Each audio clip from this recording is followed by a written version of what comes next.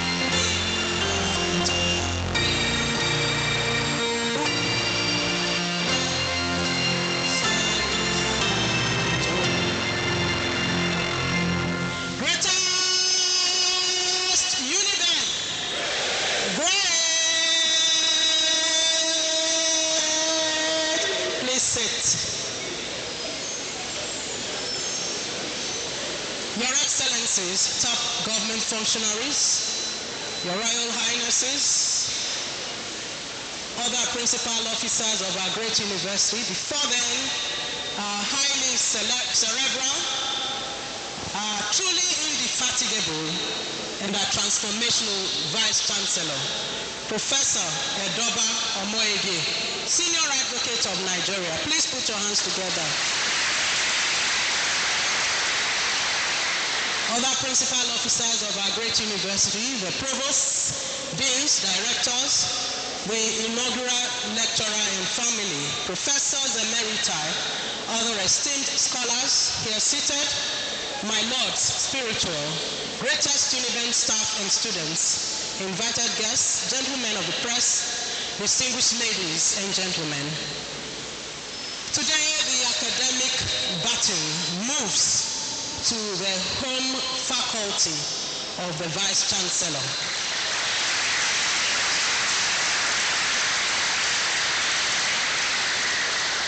And that faculty, the one and only faculty of law, where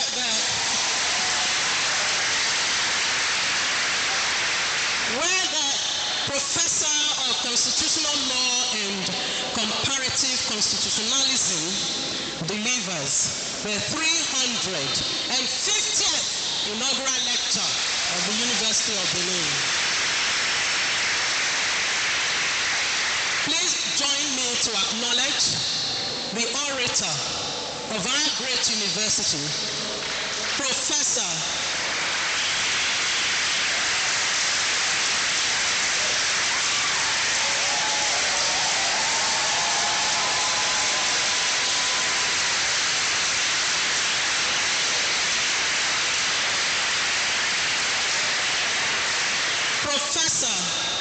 Gabriel Omoshemime Arise.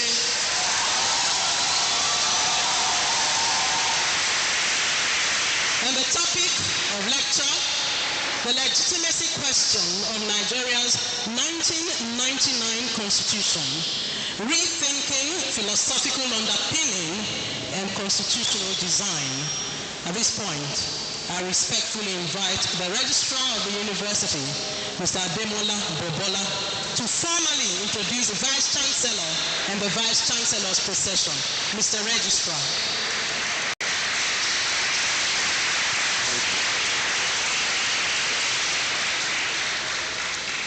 I think we can sustain that applause. It makes this environment very lively.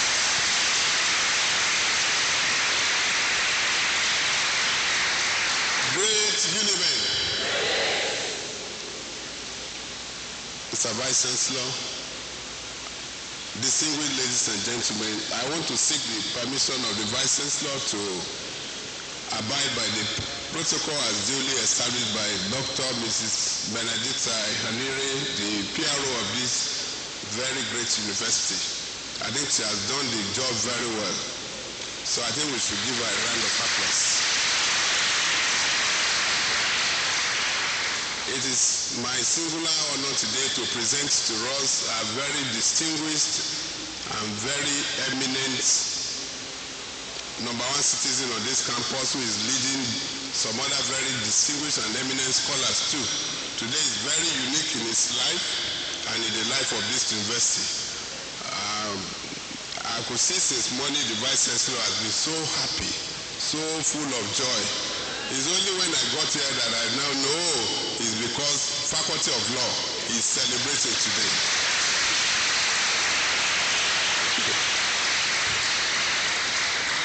It is on this note I want to present to us our own Vice Chancellor, who assumed duty as the level substantive Vice Chancellor of this university on 2nd December 2024, and is the first Vice Chancellor of this university who has first degree of University of Benin to preside over the affairs of this university.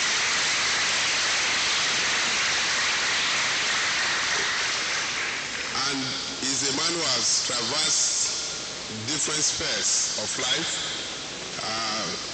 He has done so many things, so many wonderful things. Before we loaned him, he became a professor here, served in different capacities, including being secretary to the ASU Union, as Academic Staff Union of Nigerian Universities here, and eventually translated to National Institute for Legislative and Democratic Studies, NILS, where he served as director in very, very important arm of that particular institute, which is an institute of under the National Parliament, that's the National Assembly, and he distinguished himself. And in his own career as a lawyer, he's not just a lawyer who sits in the classroom. He sits and presides in the court, where you call the bar, and he became senior advocate of Nigeria. It's not easy to combine both legs, and his stands are very firm. Professor Ejoba Omoige, senior advocate of Nigeria, is our Vice Chancellor. Mr. Vice Chancellor. Of course, we have with him very distinguished Professor Christopher Osubo, the Deputy Vice Chancellor Administration. We have another very distinguished academic, this time around combining with tradition, the Deputy Vice Chancellor Academic, Professor Victor Igeneweka.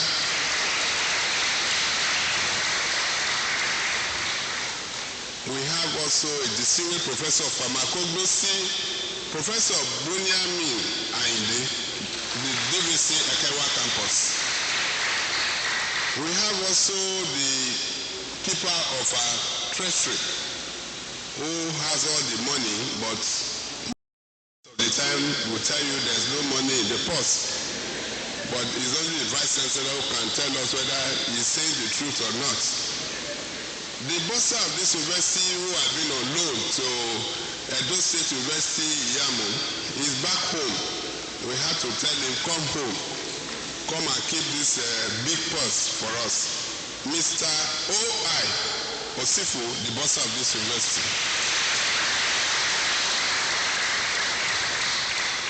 We have another very distinguished professor in the library. Should have been on loan because this should have been her first place. But first of all, we wanted her to learn very well. She went to Ambrose Ali University, was librarian there, traveled to different parts of the world. She was hijacked in Benue State, where she got her heart throb. Eventually, we have to ask her to come, rescue the library, so that we can continue to be on the path of excellence. Professor Mrs. Jane Abba, University Librarian. On this other side of the divide, we have the provost of a very distinguished college, very promising one, of postgraduate studies. Within a short while, the VC transformed that school to a college. And we have over 5,000 postgraduate students coming up to that college within a very short time. Professor David Zeko is the provost of that college. We have representing the provost college of very, very reputable college of medical sciences, also herself a very distinguished medic, Professor Mrs. Vivian Omemu, Deputy Provost. And we have the number one student, a distinguished Professor of Microbiology,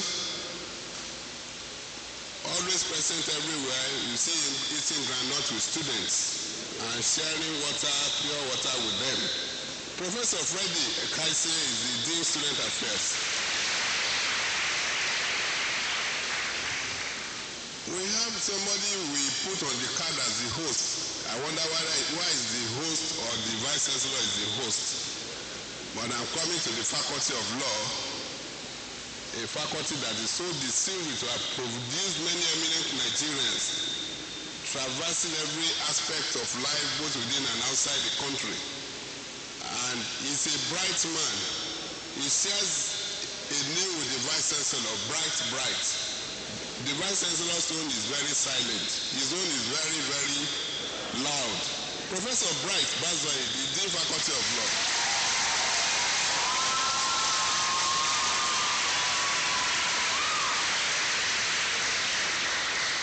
He is the chief host today, and he has assured us that everything you need will be provided at the end of the lecture. We know lawyers, we can hold them to their words. Now we also have here today representing the Faculty of Agric, that's Faculty of Agriculture, Professor in the making, that's Dr. O.M. Waboje.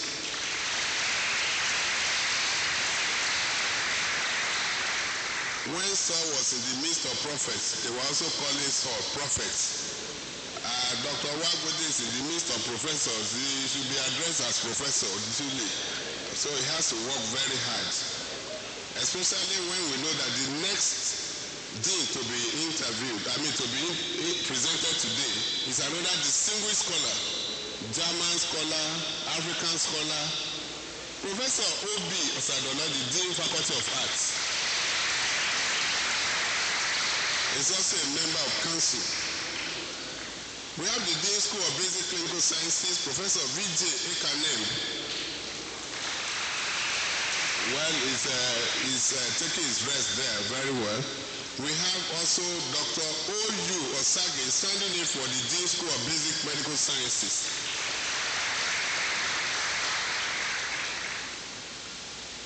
The Dean Protem Dean this time around, because the faculty is just coming up, Communications and Media Studies, Professor Mercy A. Okaku from Ekewa campus is one of our new faculties.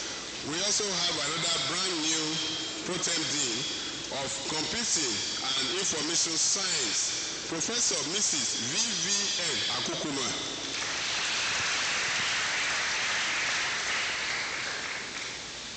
We have also the School of Dental. Professor Mrs. A.O. Eyizele is representing the Dean. as you will recall, the dean of that faculty has just been appointed as the Chief Medical Director of University of Benin Teaching Hospital. That's Professor Mrs. Ize Iyamu. Congratulations to the dentistry faculty, school, and the university at large. Of course, we have here the man I always refer to as the dean of all the deans. Is the oldest in terms of appointment to be dean among the whole lot now. The Dean Faculty of Education, Professor Kingsley Omorogiwa. The Dean Faculty of Engineering, Professor Kingsley too, K.O. Ogwede. We have the regular, I won't say perpetual, representing the Dean Faculty of Environmental Sciences, Dr. Jeff Nwodo. We have with us the Dean Faculty of Life Sciences, Professor T.O.T. Imobe.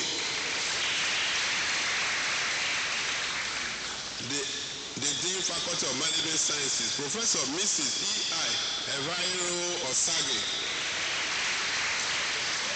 And also we have the potent Dean Faculty of Optometry, hitherto the chairman university admission, who has been signing all admission papers there along with the registrar, transferred now functioning as Dean of a brand new Faculty of Optometry, Professor Eki Ogre.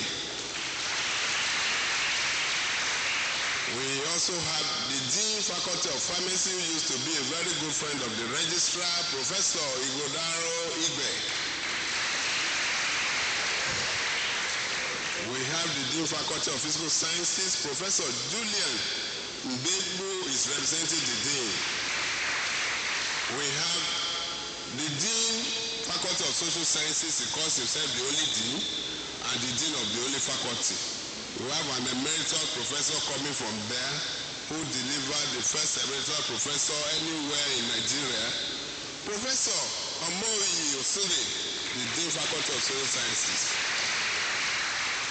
We also have the potent Dean, Faculty of Science Laboratory Technology, Professor J.O. Osanwese. We have also with us in the Vice Chancellor Central, Professor E.E. Uko Aviomo, the Dean Faculty of Vocational and Technical Education. I'm sure the camera is picking you up there because I'm sure large number of people are not seeing, but we can watch the camera, the screen. We have the brand new director of IPTTO office, Professor S.E. Omonio. We have also the director of Telephone Center of Excellence for Aquaculture and Food Technology. It's a telephone-driven center of excellence. Professor Mrs. Patience Ijoma Obo. We have also a former university orator. We have a brand new orator here, sir, and he's going to do oratory. He's going to render his oratory prowess today. But the former orator of this university is now the director of University Advancement and Alumni Relations. Professor Eddie Eragbe is in the park.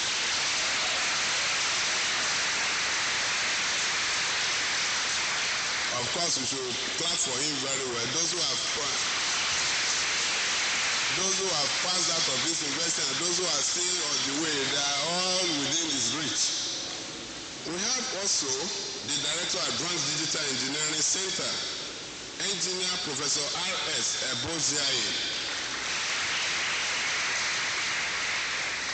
We have the Director of Research, Innovation and Development, DREED, who also qualifies to be a hostess today. I'm not sure I've had hostess. We should have a chief hostess here today because she's a distinguished professor of law, Professor Ngozi F. Inuigwe.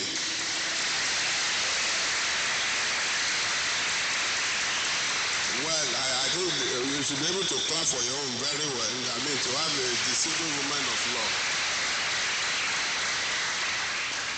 We have with us today the Director of Student Guidance and Counseling Center of this university, Professor Mrs. O.N.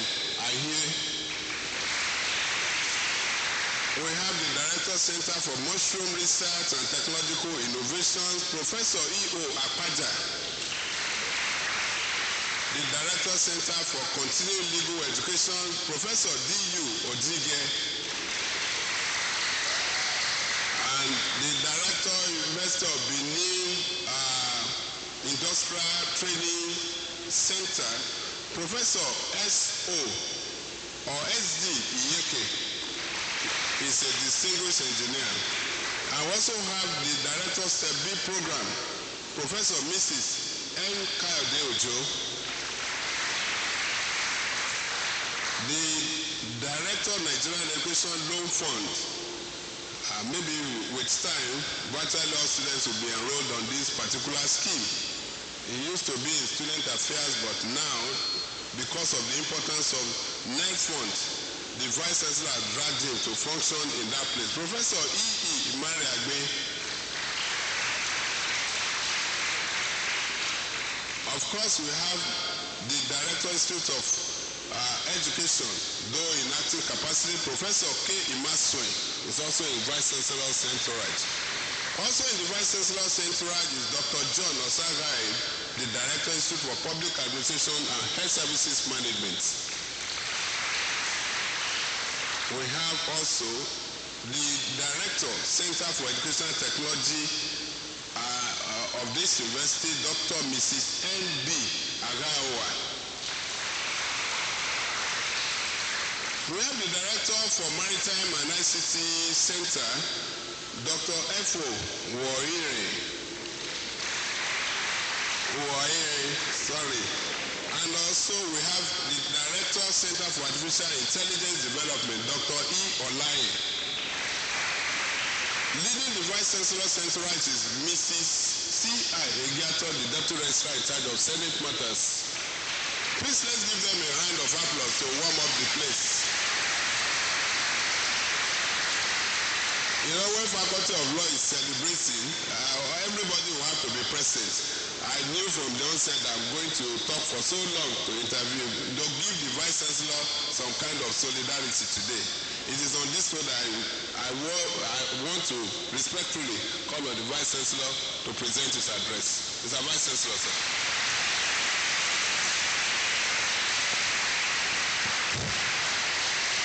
Thank you, Registrar. Thank you very much. I was almost afraid that the registrar was going to give his own inaugural lecture.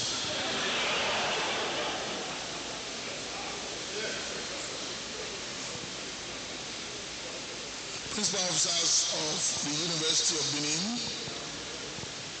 Provost, College of Postgraduate Studies, Provost, College of Medical Sciences, here represented, Deans of Faculties and Schools, Directors of Institutes, members of the University's Governing Council, Professors Emeriti, and members of the University Senate, my lords, spiritual and temporal, staff and students of the University of Benin, great university students, distinguished invited guests and friends of the university, gentlemen of the press, distinguished ladies and gentlemen. It is with great delight I welcome you all to the 350th in the inaugural lecture series of the University of Benin. Today's lecture is the fourth to be delivered in the Department of Public Law, the 11th in the Faculty of Law, and the 21st to be delivered in my tenure as Vice Chancellor of this great university.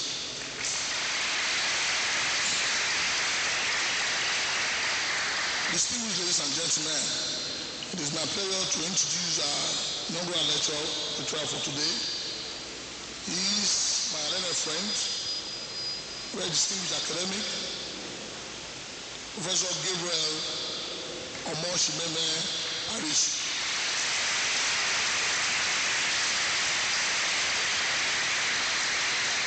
The title of his lecture is the legitimacy question of Nigeria's 1999 Constitution, rethinking philosophical underpinning and constitutional design. Professor Gabriel Arishe was born on the 5th day of June 1976 in Benin City, Edo State, to the family of late Pastor Benjamin Adeleke and Deaconess Felicia Ibilola Arishe, both of Akoko Edo local government area of Edo State. He attended Orere Primary School 1, Igara, Akoko Edo, and later Oyomba Primary School, Oja, Akoko Edo, where he obtained his first school leaving certificate in 1988. He had his secondary education at the Oza Comprehensive High School, Oja, Akoko Edo local government area, where he obtained his West African school certificate in 1994. Thereafter, he gained admission into the University of Benin to study law and graduated with the Bachelor of Laws degree, LLB, with 7th class upper division in the year 2001.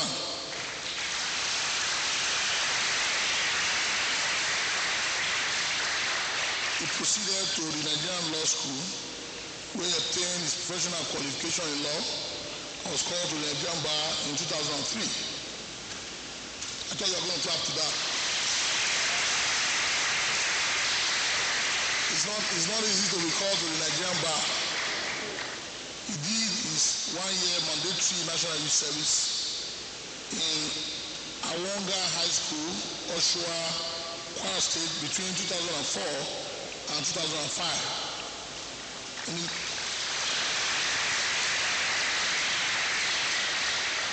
In his quest for more knowledge, Professor Arishe obtained the Master of Laws LM degree in 2006 and a doctorate in law, PhD, in 2013, both from the University of Benin. So it's a top-breed Unibend product, just like myself.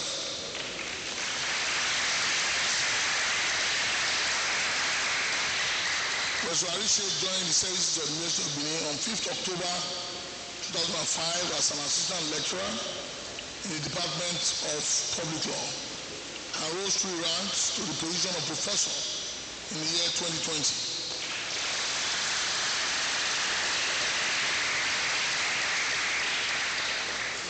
He has held several administrative positions within and outside the university, such as member of the faculty representative of Student Certificate Screening Committee from 2010 to 2014. He was acting head of Department of Public Law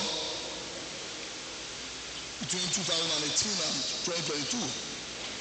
Was member committee to assess staff on sabbatical, study, training, and leave of absence year 2020. Member Examination Monitoring Committee 2023. Vice Chancellor Representative, Faculty Education Deanship Election 2024. I've been Chairman Committee on the Review of Student Union Constitution 2024. Professor Arishe belongs to several professional bodies, including member of the Nigerian Bar Association and member of the Nigerian Association of Law Teachers. He has been honored with the following commendations: Unibend Management Commendation Letter for being the best lecturer in the Faculty of Law in the year 2006-2007 academic session. University of Benin Management Letter of Appreciation 2020, and many other commendations. Professor Arishe was director of Servicom from the year 2022 to 2025 and is currently the university orator.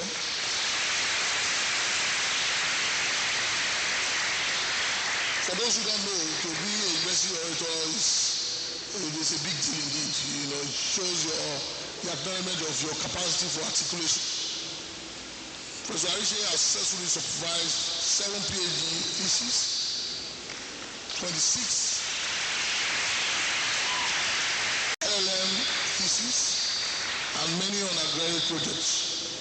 He has over 33 academic publications, comprising chapters in books and articles in peer-reviewed journals. He has served as external examiner, assessor, resource person to many federal, state, and private universities.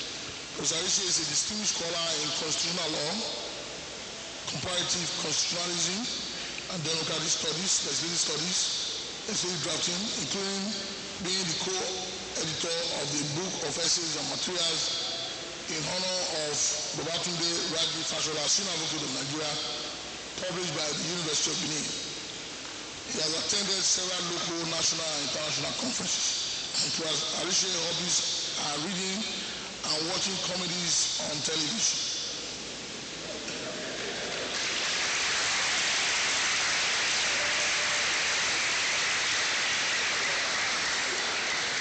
You know, life is truly a big joke. I hope you know that. So it's good that he does that. I do that a lot, particularly in these days of skirts. You know, the area of relieving tension. He is a devout Christian and a member of the Redeemed Christian Church of God. Divine Pavilion Parish in Solu, Benin City.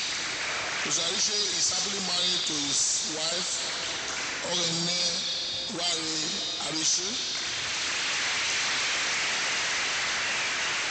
Distinguished ladies and gentlemen, it is my pleasure to invite Professor Gabriel Omoshe Mime Arishe to deliver his inaugural lecture.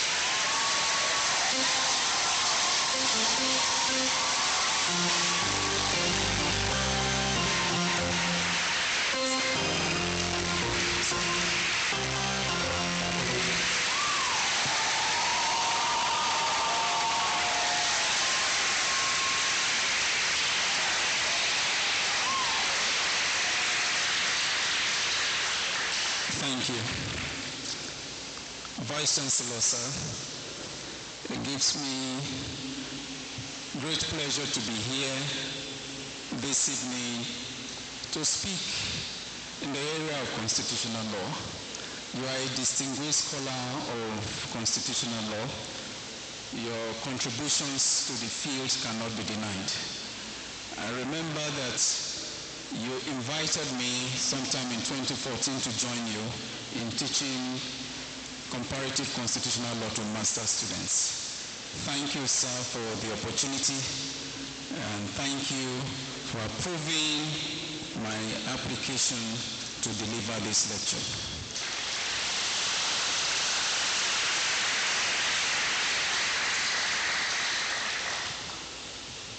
I would like to acknowledge everyone that is here to listen to me, and to those who are watching online.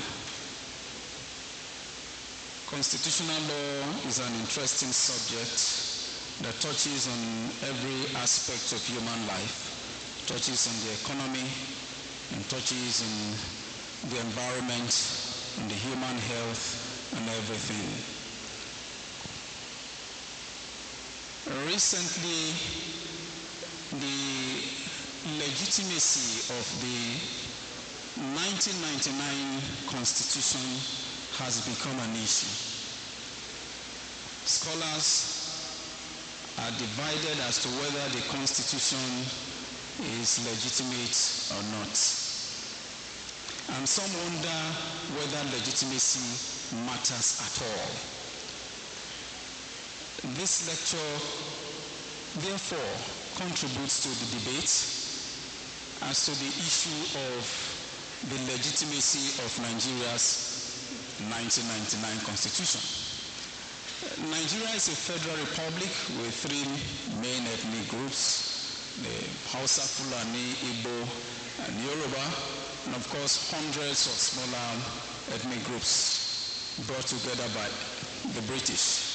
Since independence, Nigeria has operated 5 constitutions: 1960, 1963, 1979, the stillborn 1989, and then the 1999 Constitution.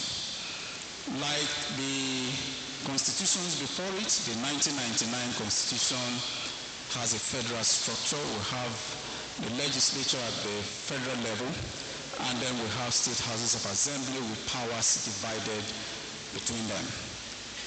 Of course, the distribution of power between the federal government and the states has been the subject of contention for a very long time.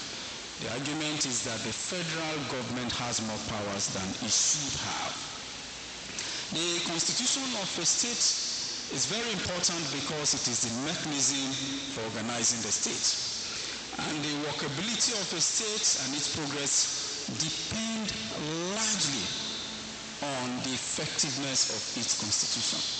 Interestingly, the success of the constitution itself depends on its guiding philosophy, institutional design, and interpretation by the branches of government and their agencies.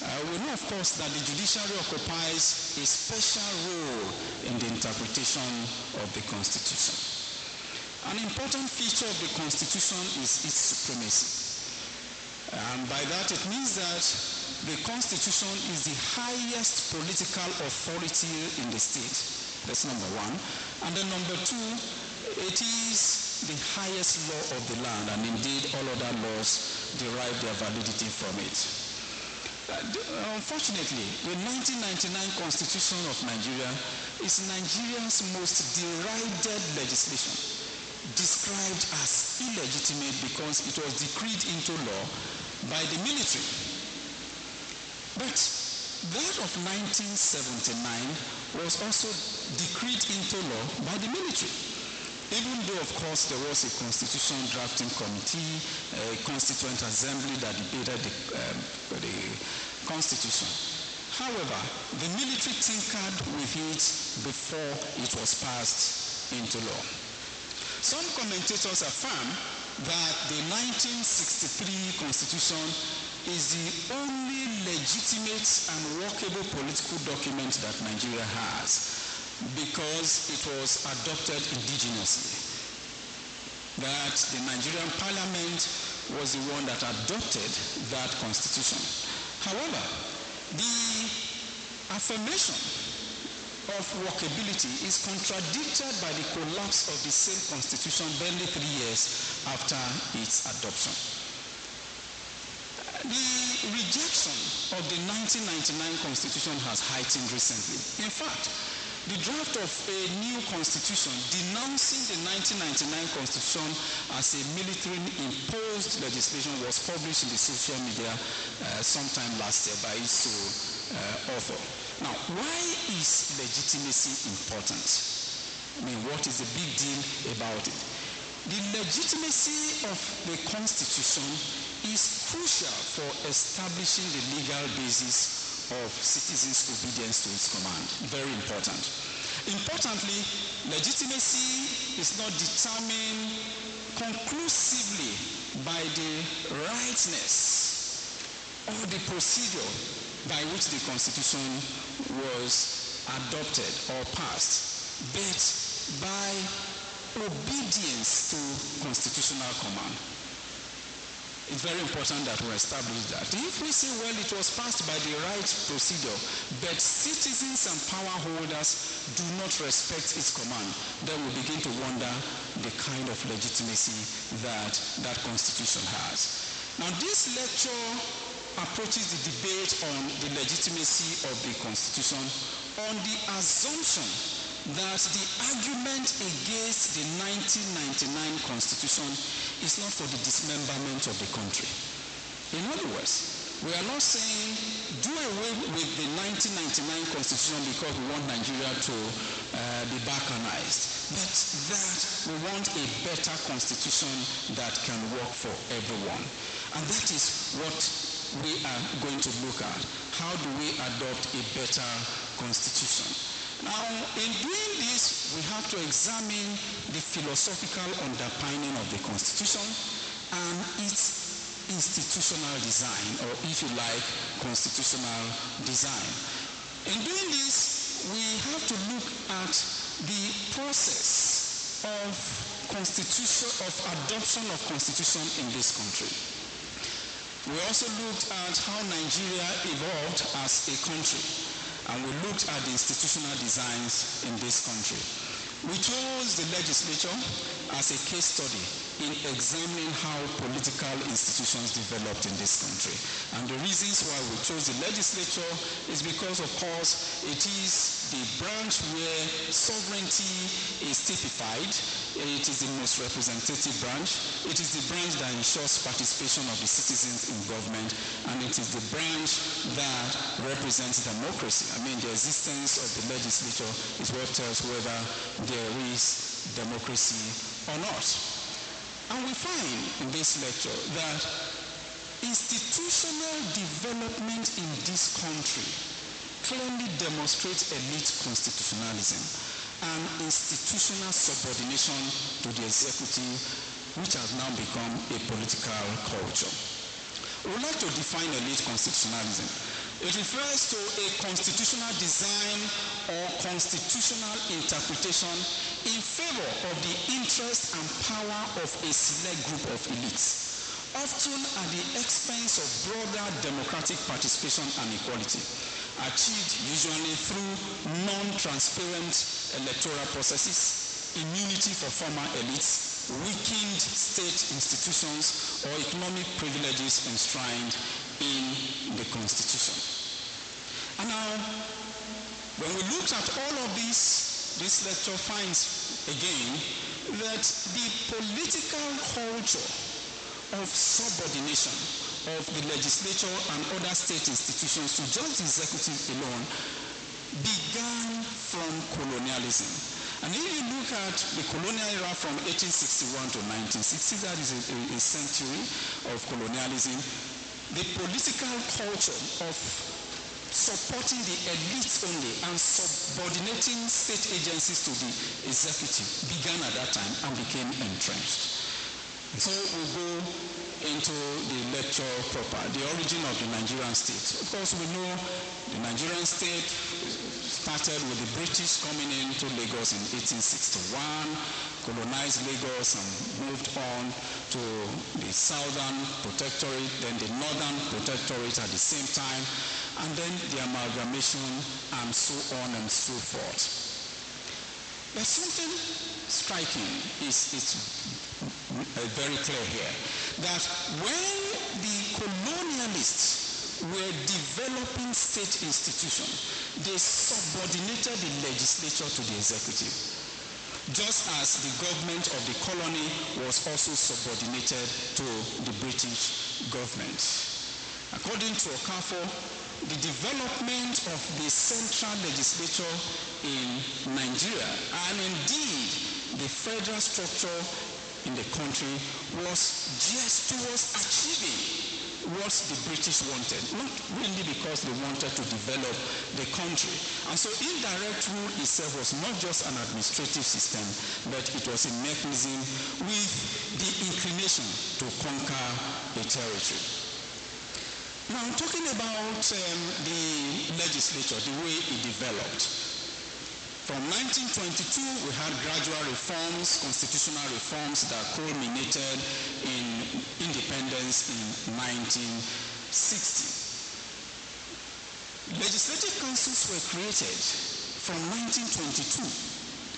And the rule at that time was that the composition of the legislative council should be official members who were recruited from government, who were government officials, and then unofficial members appointed by the colonial governor from people who were not government officials. Vice Chancellor, sir, we note that from 1862 to 1874, the unofficial members were recruited mainly from the commercial class. And something that you find is that those who were selected by the government were those who had loyalty to the colonial administration, who had personal wealth, and then who had the confidence of the native community. So these were the criteria. They were not stated anywhere, but the colonial governors used their discretion. Now, studying what the colonial governors did, we realized that loyalty to the colonial administration, personal wealth, and ability to mobilize locals were the guiding criteria. Vice Chancellor, sir, this has not changed today. Even though there is no formal prescription anywhere in the Constitution that the legislature should be loyal to the executive, that is the practice. And we're going to see why this is important, why we feel that it is important to the study of constitutional law. In addition, in spite of the successful access to rich mineral resources, legislation was used by the colonial government to transfer natural resources to the British. The boldest legislation in this regard was the Mineral Ordinance of 1945, which was part of the constitutional reform of Arthur Richards, who was governor of Nigeria from 1944 to 1947. I would like to read part of the provisions of the Mineral Oil Ordinance. It says, the entire property in and control of minerals and mineral oils in, under, or upon any lands in Nigeria or for rivers, streams, and water courses throughout Nigeria is and shall be vested in the Crown. Now, this piece of legislation was elevated from its initial adoption as Section 1, Subsection 1 of the Petroleum Act of 1969 to Section 40, Subsection 3 of the 1979 Constitution and Section 44, Subsection 3 of the 1999 Constitution. These have guided constitutional design in the country. Now, what is the role of the Constitution in a state? I mean, why should we bother so much about the Constitution? Constitutions were in existence before they were labeled as such, because the word was first used by the US after the Revolution. It is an aberration to say a country does not have a constitution, even if we can point to one, because a constitution is antecedent to a state. You must have one before you have a state, even if you can't find one written anywhere. This lecture adopts the definition of the Constitution as given by Ukwegbe 1993. It says, from the legal point of view, a constitution is the body of the primary norms prescribing the behavior of power holders with respect to the community and which is generally regarded by the power holders and the power addressees alike as obligatory. That is our working definition. The primary norms that prescribe the behavior of power holders with respect to the political community and which power holders and power addressees alike agree to be obligatory. However, enforcing the Constitution is a problem because power holders often resort to personal rules, sometimes with the acquiescence of citizens, therefore enforcing populist authoritarianism. You know, citizens complain when the economy is hard. If you have a government that where things you can buy, you can feed, you really don't care about legal rules. At that point, you may have an authoritarian regime that is populist. Now, the Constitution performs the following role. One, conflict management. It creates institutions for the diffusion of grievances in the society so as to achieve peaceful coexistence. Number two, integration of the polity. The Constitution unifies the polity and enhances understanding among competing groups and interests. It also creates institutions such as the legislature, the judiciary, the Human Rights Commission, and so on to integrate the society. And of course, the 1999 Constitution recognizes the importance of the integration of the polity.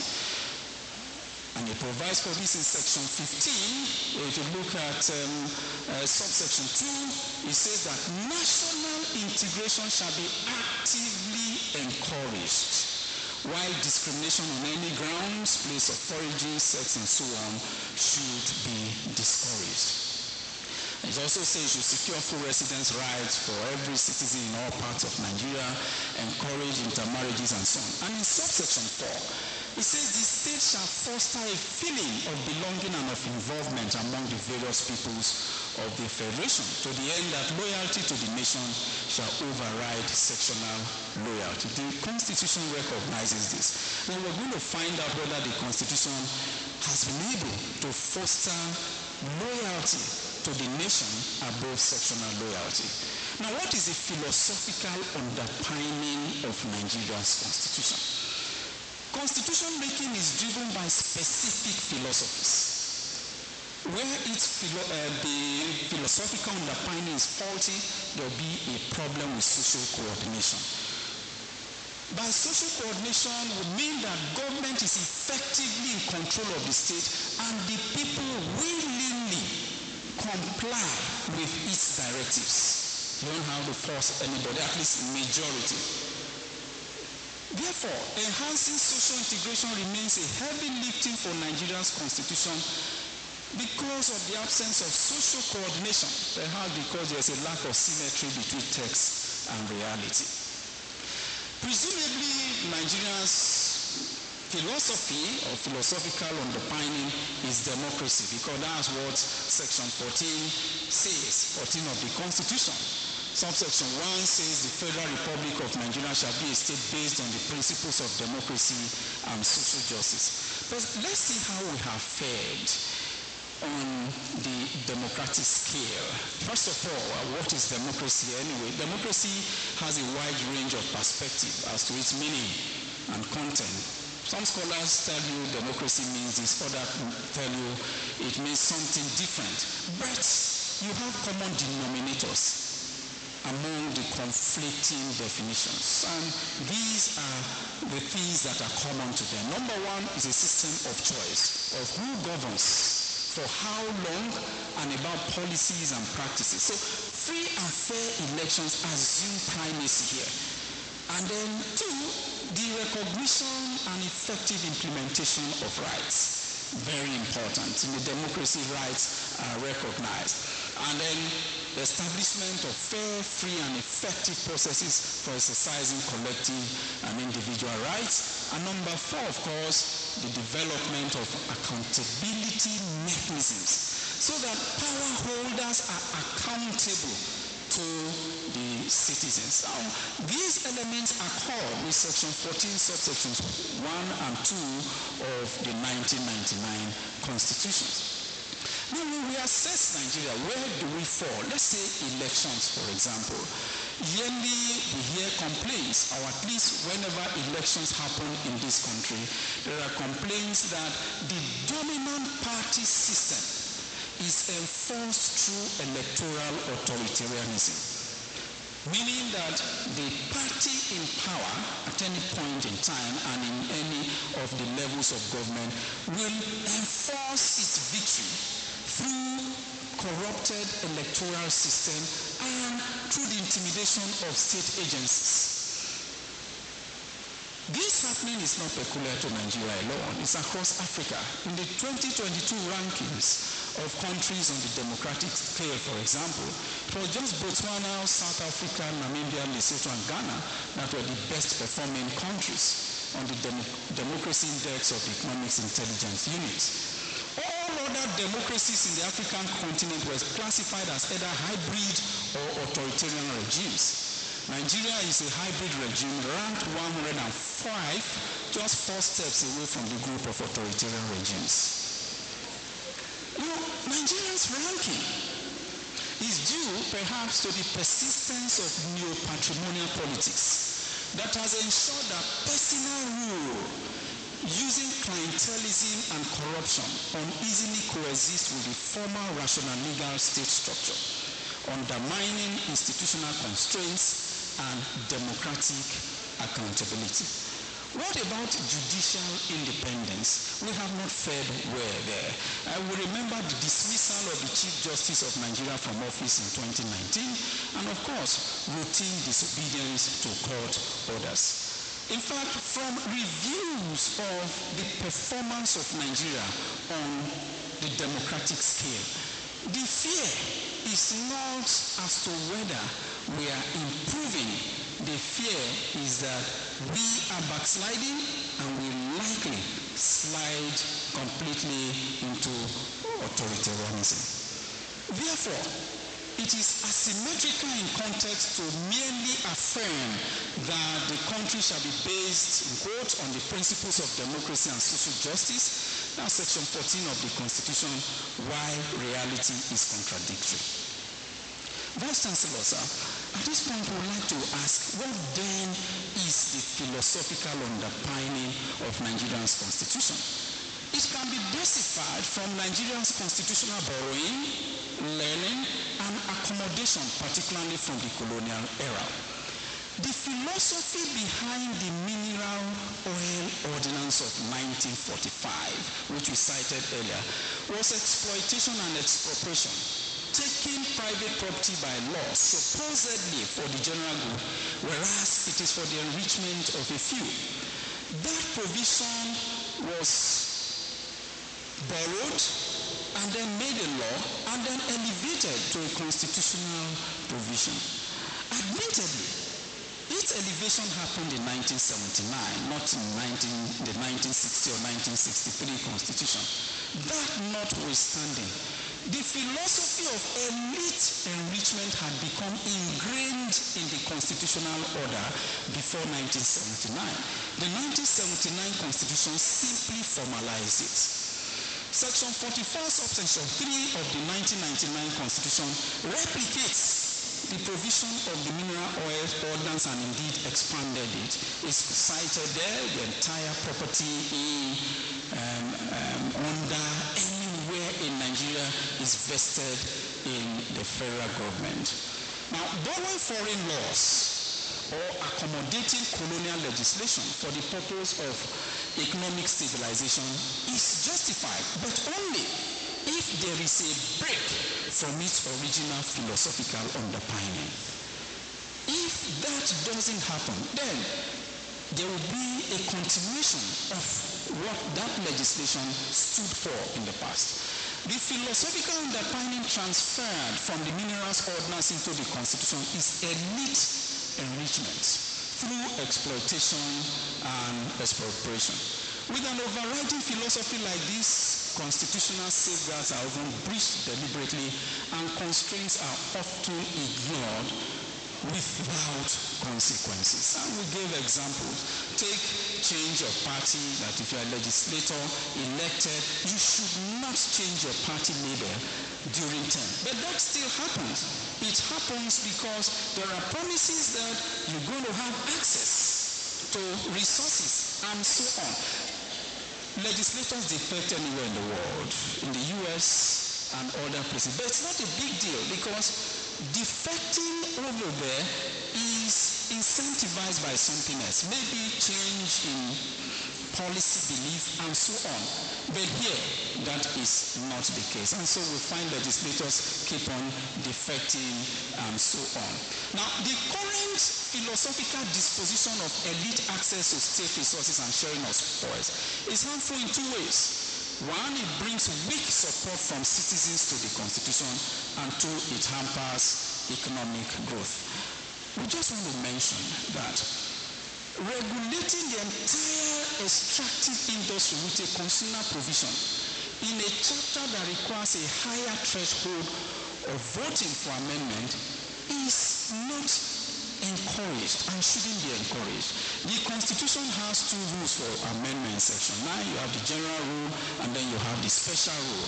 The special rule is two-thirds of the National Assembly and then two-thirds states voting in support.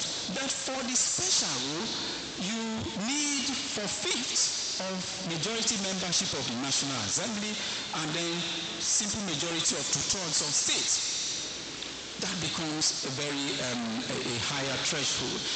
And this special rule, that is with a higher threshold, applies to the following amendments. One, the rule governing creation of new states. Two, amending the amendment rules, that is section 9 itself. And then three, the fundamental right provisions, where section 44 subsection 3 is inserted. And then we have pointed out that with this, it means that Nigeria's constitution is rigid. Then we also think of the number of veto players who are not provided for in the constitution. The president, the governors, traditional rulers, religious rulers. There's no role for them in the constitution. But of course, you can't amend the constitution successfully without their support. Now, in spite of this rigidity, the alteration of Nigeria's about 62,000 words, we did a word count, 61,000 plus word length, is a major item on the agenda of each National Assembly. In fact, 81 sections have been amended since 2010 out of the 320 sections. Interestingly, studies have linked the degree of rigidity and word length to the economy, hypothesizing that longer constitutions relate to lower levels of GDP per capita and higher corruption. Because lower GDP per capita is caused by restrictions that deter economic growth. It is further argued that the longer the constitution is, the more the restrictions it includes are, while stringent amendment rules render the amendment or removal of such restrictions strenuous. Now, this leximetric approach to constitutional analysis has been contested, that, well, it may not always be the case, because that a constitution is bulky does not mean it has problems. But rather, you should look at the effects of these provisions. Now, we have said, okay, look at the case of Nigeria. The provision of the constitution, particularly section 44, subsection 3, has an overriding control over the entire extractive industry. And unfortunately, the implementation of that provision has stunted the economy. It has caused internal disharmony due to the oil-rich region's allegation of inequity in the distribution of revenue. It has weakened citizen support, and so on and so forth. And indeed, all these crises, all these troubles arising from section 44, subsection 3 are captured by a scholar in his book, which we have cited. In summary, section 44, subsection 3 of the Constitution is a hangover of colonial exploitation enforced by elite constitutionalism. So understanding this dimension is crucial to finding a challenge, to finding solution to the challenge of transparency that we find in the extractive industry. And then we also have ethnic nationalism in the Constitution, focusing on ethnic groups and focusing on religion. That's what you also find in the Constitution, rather than focusing on the citizen. A better philosophy for Nigeria's constitution is one that is citizen-centric. Under this, the development and protection of the citizen, including enhancing the human mind, the citizen's innovation, innovative ability, and so on, become prominent. Now let's look at Nigeria's constitutional design. By Synopsis, a scholar has said, well, the term constitutional design is contestable, because when you say design, you're looking at architectural work and so on, civil building. But scholars have come to agree that the word constitutional design is not an aberration, because in constitution making, we try to be innovative to come up with provisions that suit the peculiarity of the political community.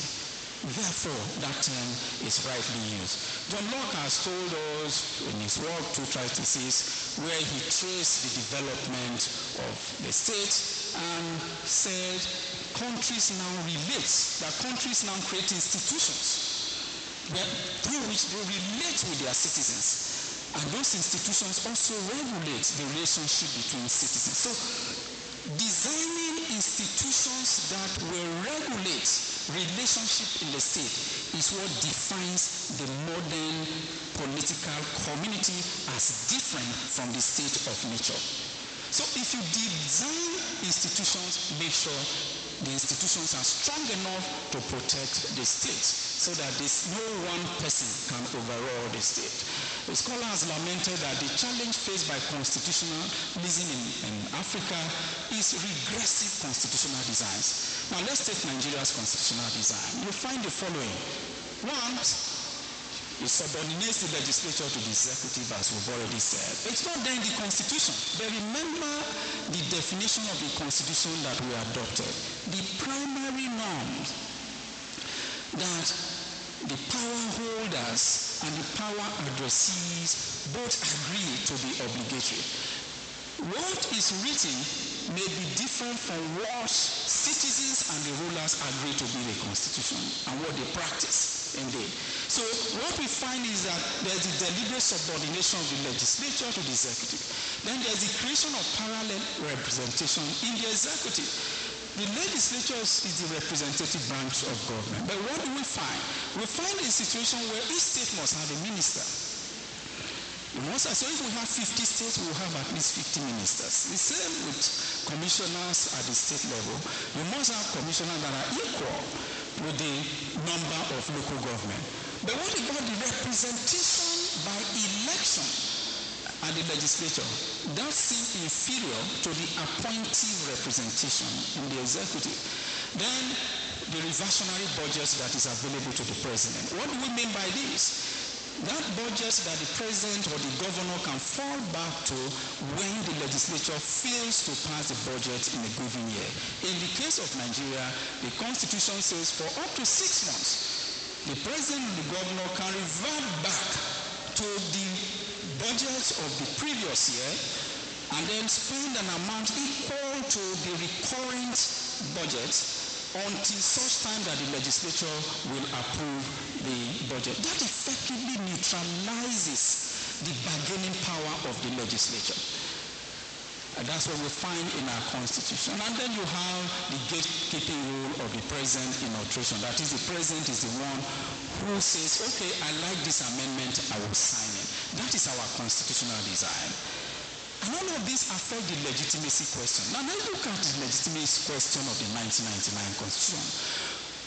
Vice Chancellor, from our discussion so far, it becomes clear that the legitimacy problem of the Nigerian Constitution is affected by its philosophical underpinning and its design. What exactly is legitimacy? Legitimacy means obedience to law. A constitution is legitimate, for example, if it is obeyed. Obedience exists if you have the following factors. 1, actual unanimous consent of the governed. 2, benefits received or derived from the constitution. And 3, the constitution emerged by procedures which guarantee its fairness. Now, these 3 concepts can be described as moral, sociological, or legal legitimacy. Now, the contention has been that if you follow the right procedure in passing the Constitution, citizens will support it. I mean, just ensure that you use referendum and so on to pass the Constitution, citizens are going to respect it. But here is the question. If you use a referendum and then 100 years later, the citizens are hungry, and so on. So you tell them, you know what, your forefathers gathered some time ago and said, this document that imposes hunger on you, you must hold on to it. And then the citizens rise against it. Are you going to say, well, we have to enforce legitimacy at that point? No. Legitimacy is sort of subjective. It depends on perception. I will obey because of this, and not that you must obey. Now, let's talk about moral legitimacy, for example.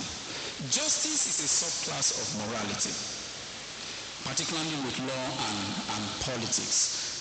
Politics in this sense, meaning sharing of public goods and so on. Now, in defining justice, we may want to take Aristotle's classification. He talks about corrective justice, like rectification between 2 parties, like in law of torts, and then distributive justice, that is the appropriate distribution of goods among a group, and so on. Where the Constitution is perceived by the citizens as violative of distributive justice, it's always difficult to get sociological support. Very difficult. Citizens who feel cheated will not obey that constitution. And that is what we find in the case of Nigeria, where those from the oil-rich region will tell you to hell with the constitution. They won't obey it because they are cheated. But others may not want to see it that way because you find this ethnic rivalry coming up due to that feeling of inequity in the distribution of public goods. And then issues of ethnic rivalry and so on also arise because the problem is the perception that there is no distributive justice. Vice Chancellor, sir, in view of what we have identified, it is important to look at how to rethink the philosophical underpinning and constitutional design in Nigeria. The demand to write a new constitution in Nigeria is to ensure that there's popular participation, referendum, and so on. But Section 9 of the Constitution does not allow that. Section 9 of the Constitution has no place for referendum. And of course, you know, the National Assembly and the President will not even support referendum because of institutional self-interest and institutional self-preservation. So what do we do? It is important that we perhaps adopt a modified round-table system comprised of an elected, highly representative advisory body who will work with the National Assembly to pass a new constitution. That is the only way to work. If you want a new constitution under the current constitution, the National Assembly by itself may not be able to do that, because the constitution does not allow that. So why not to come up with something that is modified? So we have the following recommendations to enhance the legitimacy of Nigeria's constitution. Number one, build national consensus on a citizen-centric philosophy for the constitution. It is very important. A consensus is a prerequisite for a major change. And up to now, there's no national consensus on the details of the transformative change that is demanded. We have to build a consensus first. And that consensus should be citizen-centric.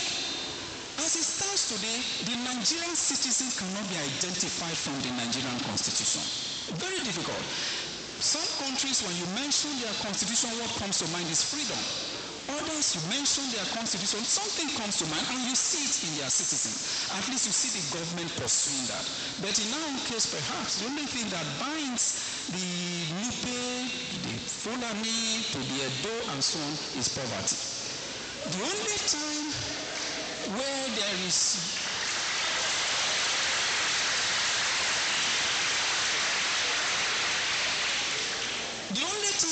unity across religion, ethnic group is when there is end this or end that, and you see everybody come together.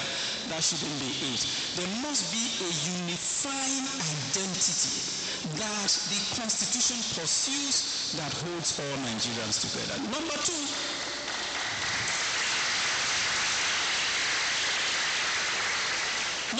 strengthen democratic institutions. We must strengthen institutions. The case of allowing certain men to be so powerful that they will ignore institutional autonomy should not be supported. No nation becomes better by allowing strong men who undermine state institutions. But we want to mention something, that heads of institutions themselves should assert themselves. I will give the example of the Chief Judge of Ondo State. When the former Chief Judge of Ondo State, when the State House of Assembly said, constitute a panel to investigate the Deputy Governor without following the right procedure, the due process of the Constitution, Justice Akeredolu at the time insisted that comply with the Constitution before I can act. And at the end of the day, the Ondo State House of Assembly complied, and they couldn't quite remove the Deputy Governor at the time. So heads of institutions must also, state institutions must also assert themselves. And when you contrast that with the fact that removal of deputy governors and so on had happened before then without following procedure, which were later reversed, you begin to wonder what happened at the time to chief judges, did they act without finding out whether the Constitution had been complied with? So institutions should be strengthened. Number 3, we must continue national dialogue. We must dialogue. Oh, the idea of you either do this or we leave it, we resort to violence, we will destroy things, we will blow up pipelines, you go, I go my way, it doesn't work well for any country. Then number 4, willing compliance with the Constitution's command. We must be willing, citizens be willing to comply, and those at the helm of affairs must be willing to comply. And number 5, we must refocus on the economy, on economic development, because economic development augurs well for the Constitution. Vice Chancellor, sir, we would like to conclude this, and then before we say our acknowledgements, which is very important to this lecture. The agitation for constitutional reforms escalates where there is economic privation and the perception of injustice. You people remember that the military imposed the Constitution because there is hunger. If we were doing well, we won't remember whether it was a decree that brought the Constitution into existence or not.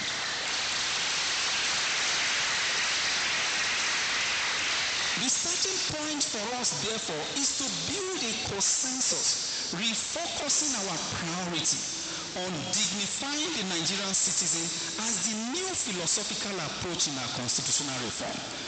The Constitution must give a clear identity to the Nigerian citizen as a unifying factor across tribes and religions. In addition, there must be a suitable constitutional design to accommodate conflicting ethnic interests based on distributive justice and to strengthen institutional autonomy to counterbalance authoritarianism.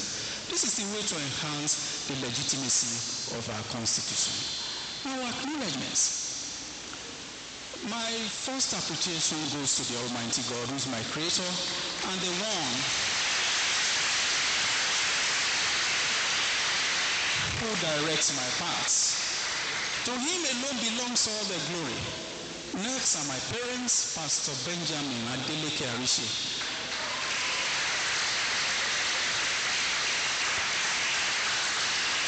and Deaconess Felicia Ibilola Arishe, my mother who is here.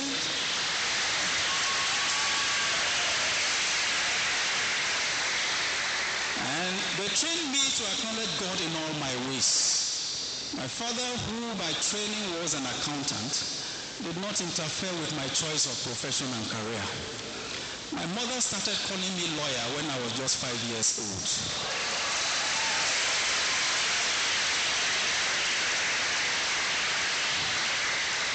I'm grateful to both of them for training me up to the university level. Right from secondary school, I wanted to study political science. That was my dream course. Because at the time, names like Professors Emi Awa, Humphrey Wosu, and Sam Oyovaire echoed in the regime of President Ibrahim Babangida. But my elder brother, Mr. Mike Arishe, who later qualified as a chartered accountant, was an administrative staff sometime in 1994 at Frank Iloenyusi & Co., a law firm at 17 Military Street, Onikon, Lagos. He convinced me to study law by insisting that if I studied law, I would get the satisfaction I was looking for in political science. I obeyed him, and in fact, he bought the first set of books that I used in my study of law.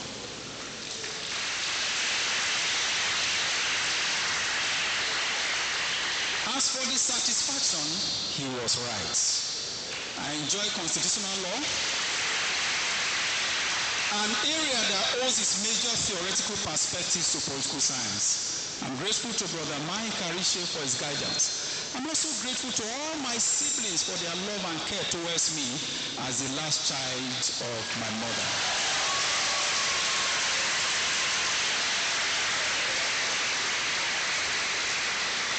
My love and appreciation goes to my dear wife, Ogene Wairi.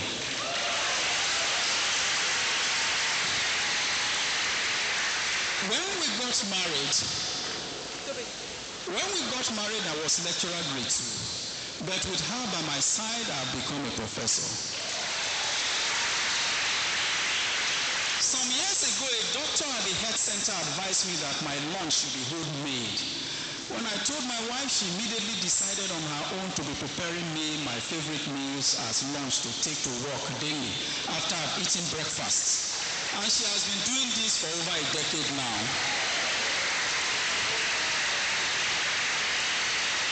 That is why I carry a lunch bag to work every day. So for students who assist me to carry my lunch bag, so you know why. Organewire is more precious than jewels.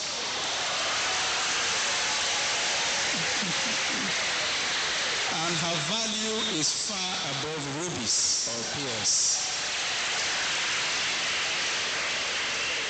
I appreciate my teachers from secondary school to the university, but permit me, Vice Chancellor Sir, to especially thank Professor Emeka Chianu.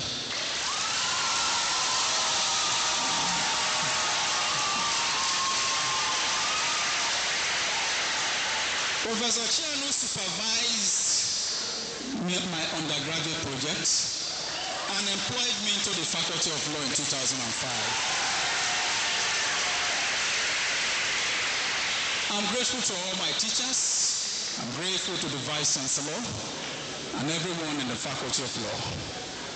My past and present students, I want to thank all of you. Permit me to thank my father-in-law and mother-in-law who are here seated. I want to thank Elder Bakeji and Deaconess Bakeji.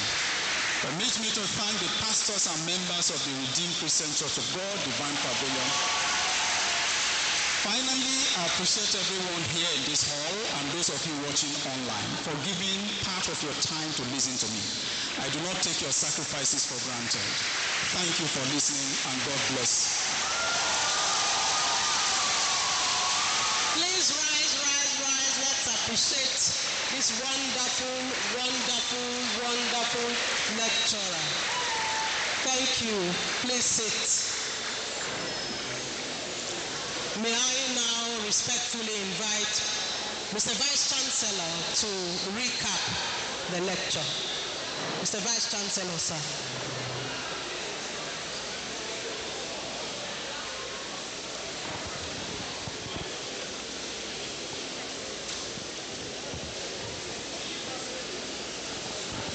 Distinguished ladies and gentlemen, please, could you do us the honor by giving another round of applause to the lecturer?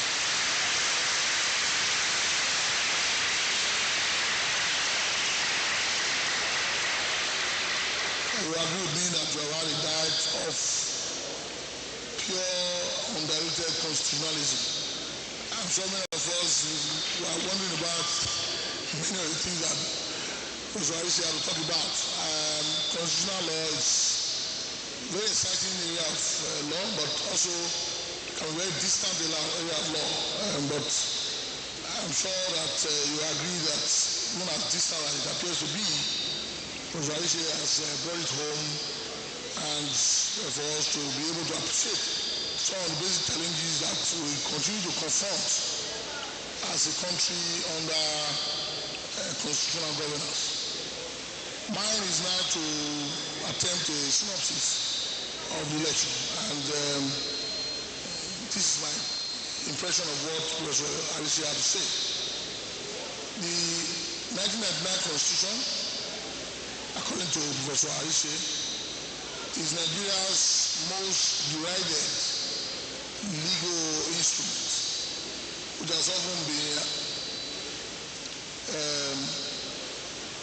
described too as illegitimate because, among other reasons, it was decreed into law by the military further to Decree number 24 of 1999.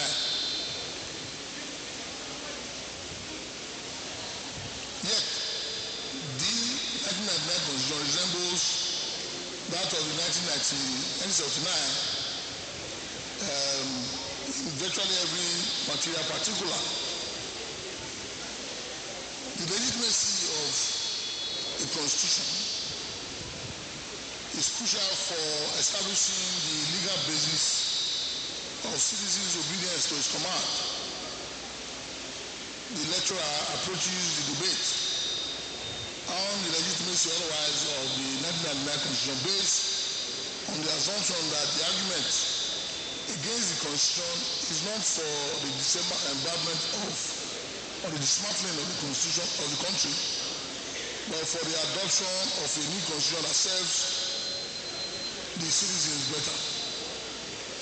In approaching his task, the lecturer discusses the role of the Constitution in the political order and examines the philosophical underpinning and institutional design to find out whether they enhance or diminish the legitimacy of the Nigerian Constitution. To find out the philosophical underpinning of the Constitution, the lecturer examines the evolution of pre-independence Nigeria and its constitutional design using the legislature as a case study to point out the political socialization that influenced the post-independence political order. This is important for understanding the political culture that is now ingrained in our constitutional order. The lecturer justifies his reference to the legislature as the point of study by referring to first the sovereignty, that the legislature is the branch where sovereignty lies, so that the cessation of the authority of the British Parliament over Nigeria signaled independence as a sovereign nation. And true representation, according to him, the legislature is the branch of government where citizens of every segment of Nigeria of the country are represented. And then on third, participation, that the legislature is the branch that allows community level participation in government. And finally, democracy. Its existence is the difference between a democracy and authoritarianism. The lecture points out that the development of the legislature from colonial era till now established elite constitutionalism. I think that is his special coinage, which he tried to explain.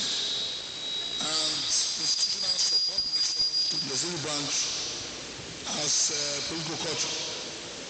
Given that Nigeria's 1999 Constitution proclaims democracy as its preferred model of government, the lecturer assesses the country's democratic credentials using adopted indicators to locate the philosophical basis of the Constitution. The lecturer finds that the country's poor performance on democratic indices does not seem to support its claim to being a democracy. The lecturer finds further that the philosophical basis of the Constitution is not citizen-centric, according to the lecturer, but a focus on elite consolidation using faulty constitutional designs and elite constitutionalism as mechanisms. The lecturer finds further that the philosophical underpinning of Nigeria's constitution and constitutional designs are outcomes of a century-long political socialization under colonialism, referring to the period 1861 to 1960, that was unchanged by the grant of political independence in 1960. Analyzing the concept of legitimacy in relation to the 1999 Constitution, the lecturer argues that enhancing sociological acceptance through distributive justice legitimizes the Constitution irrespective of the procedure that bettered it. The lecturer recommends the building of a national consensus on a citizen-centric philosophy and the adoption of a suitable constitutional design as measures to enhance legitimacy of the Constitution. Distinguished ladies and gentlemen, please permit me once again to ask you to clap for our distinguished lecturer.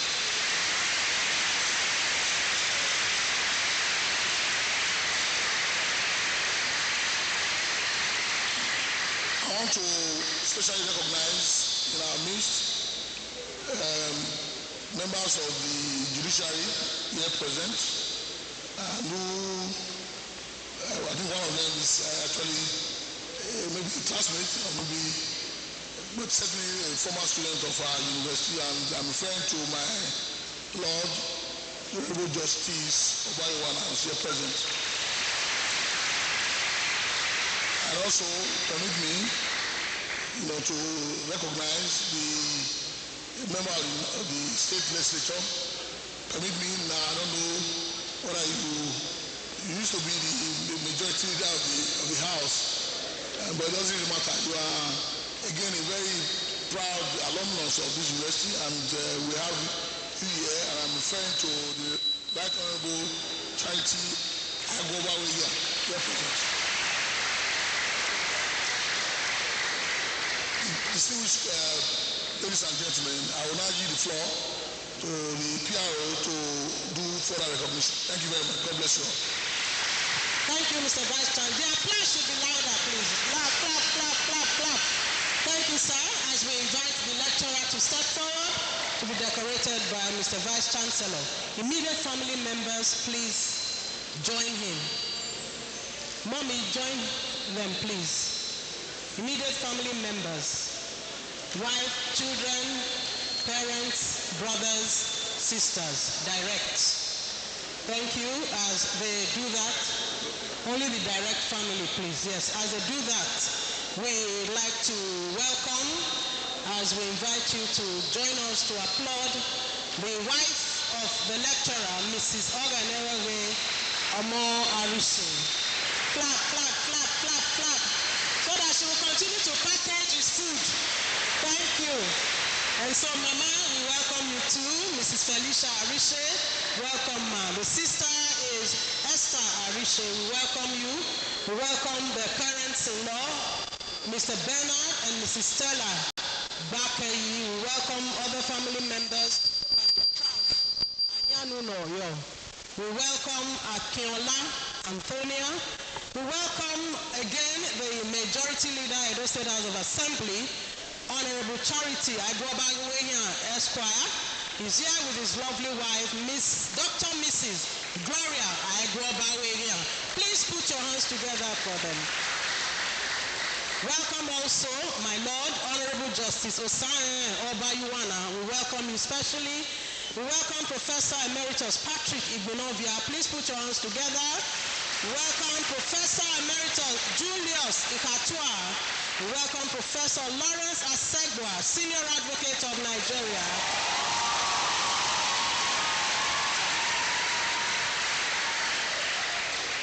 We welcome the chaplain, All Saints Chapel, Venerable Osaze Egbenusi. We welcome the former DVC admin and immediate past Dean of Law, Professor Ikpanosa Omawuyi. We welcome the immediate past Dean of Students, Professor Clement Igodao. We welcome immediate past Dean of Life Sciences, Professor Jerry Odwe. We welcome the Director, Rules and Compliance, alias Bobalan, Professor Richard Iguba. We welcome Director, Public-Private Partnership, Professor Nelson Ojukwu-Ogba. We welcome Director, Servicom, Professor Cyprian Oshoma. Professor Emeka Chianu, welcome, sir. We welcome Professor Eric Okoje. We welcome Professor Mrs. Nkoli Anieku, who is warming up for her own lecture. Please put your hands together. We welcome Professor Andrew Edo. We welcome Professor Mrs. Onovuge Ikelebe. We welcome Professor Mrs. Efe Aigbovo. We welcome... No, the right arm. We welcome Honorable Justice Eboigbe. We welcome you, my Lord. Welcome. We welcome Professor Hassan Oaikena. We welcome Professor Mrs. Faith Akinibosu. We welcome the first female Dean of Law, Uniban.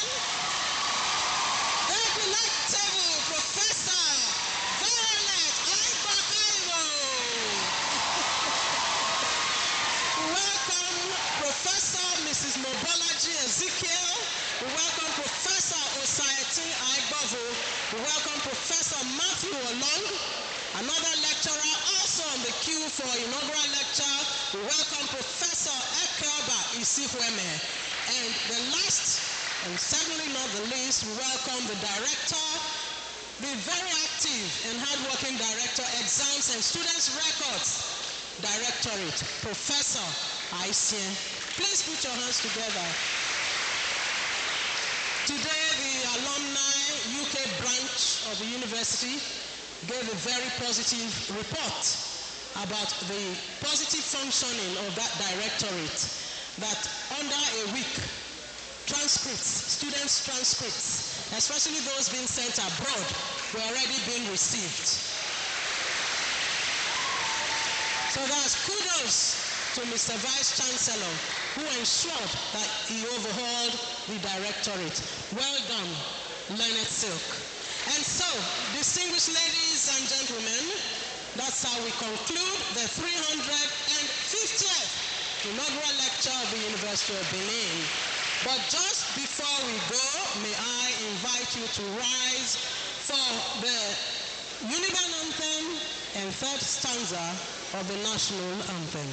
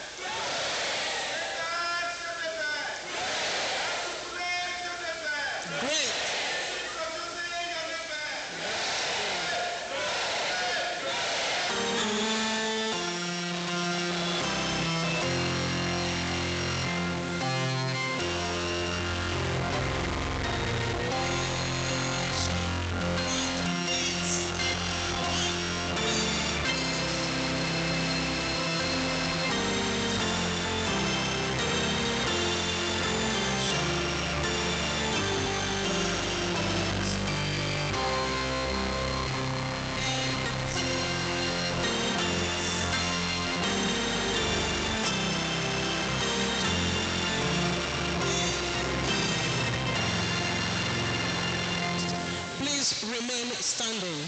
The Vice Chancellor's procession will leave the auditorium now. We welcome the Director, Equipment and Maintenance, Professor Christopher Akabwe. Welcome.